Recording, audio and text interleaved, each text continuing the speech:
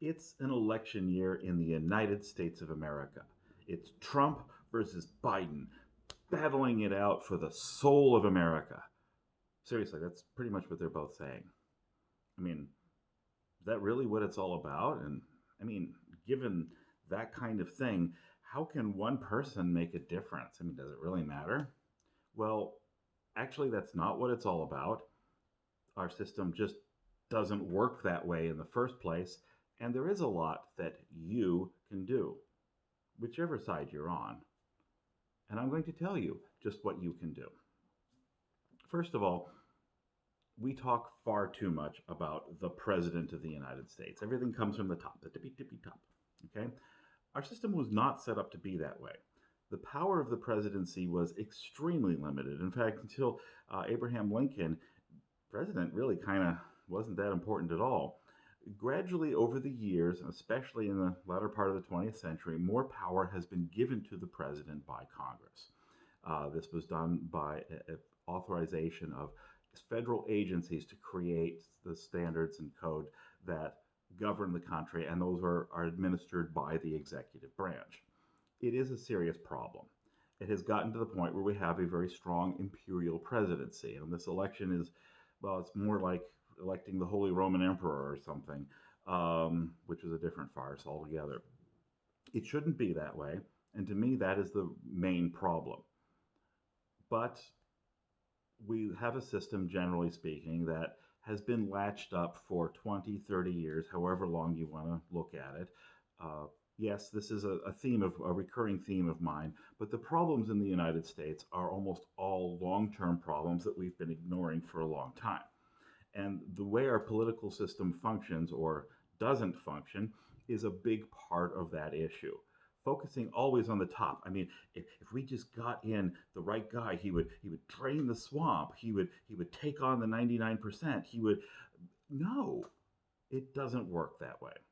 But in an election year, we have a chance to see exactly how everything works out. So we're all going to wind up paying attention to the presidential race, no matter what. A 78-year-old versus a 74-year-old. Good luck with the kind of reforms that have been needed for decades at this point. We'll just see. We'll see how it all goes. Meanwhile, in an election year, what's actually happening? Well, there are 35 seats up in the Senate. Okay, 23 of them are Republican, 12 are Democrat. That puts the Republicans at a disadvantage. We're going to have to see how it goes. You really can't judge any of this until after the 4th of July. So, well, depending on when you're watching this, you can tell how things might be going. The entire U.S. House, 435 seats, is up. Okay, now the House could switch Republican. Most people don't think that'll happen. The Senate could easily switch Democrat, although most people don't think that will happen. But if one party has full control of Congress, it really doesn't matter who's president. I'm just going to tell you, everything can be thwarted one way or the other. We've seen that in the past. So there you go. How important is the presidency? Compared to that, not very much. But there is even more to it than that. Okay? You've probably, if you're in the United States, you've gotten your little card, respond to your census. This is a census here. That means that whoever is elected to state legislatures all across the country will be part of the redistricting effort that will decide the district boundaries for the next 10 years. Now, there are some states, like Iowa, for example, have a nonpartisan commission that does all the deciding, and it's great. They come up with nice square boundaries. It's really wonderful. But most states, the lines are drawn by the legislature. If one party controls it, they get heavily gerrymandered into weird shapes that, honestly, it's one of those things. So the election of state legislators is extremely important. How does that stand right now? Well, right now, there are 32 state legislatures controlled by Republicans, or, sorry, 31, and there are 18 controlled by Democrats. One is divided. Yay, Minnesota. This is the way it works. Redistricting is decided by an ordinary bill, which is passed by the legislature, signed by the governor. So it's important to have kind of all three of those, or if you're in Nebraska too, um, The Republicans have full control, all three areas of 21 legislatures and governors. Democrats 15. That means that they can draw the map any way they want out of 36 of the 50 states. Interesting fact. That's what's at stake here. And it's going to get lost in all of the noise of the winning the soul of America. But don't forget it. Now, how important is this? Let me give you an example.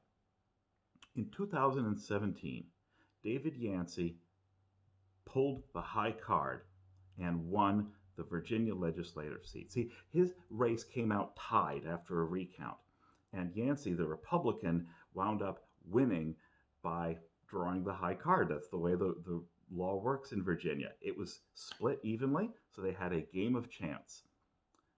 Yancey was a Republican, and because the legislature was completely, perfectly divided, his one Republican seat meant the Republicans kept control of the Virginia legislature. That's right.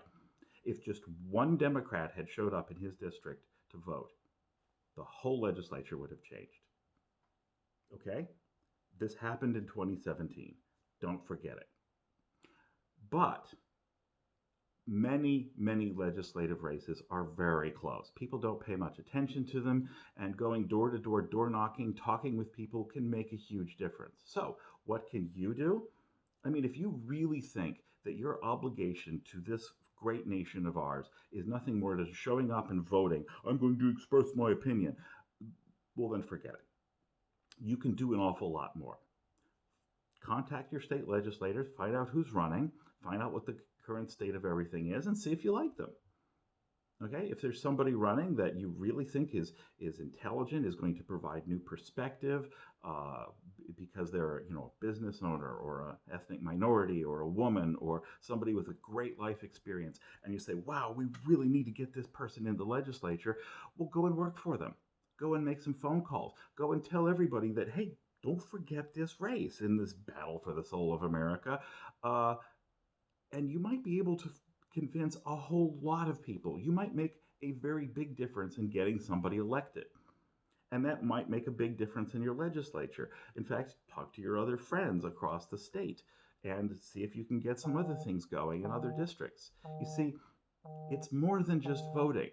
It's convincing other people what needs to be done. It's helping people get to the polls so that they will also vote. It's taking care of all kinds of business. That's what's really important. So, whoops, a little noise on my phone. How can you make a difference? The most important thing is for you to do more than just show up, all right? There is a lot that you can do to make a difference. And, well, if you're in Virginia, every vote counts, right? Don't just look at the top. Our system is designed from the bottom up for a very good reason. If we learned one thing through this virus controversy, it's that governors make a huge difference. Currently, the governorships favor Republicans, but that could change. All right? Who has the real power? It's the states. It was designed that way on purpose. There is a lot you can do. See you.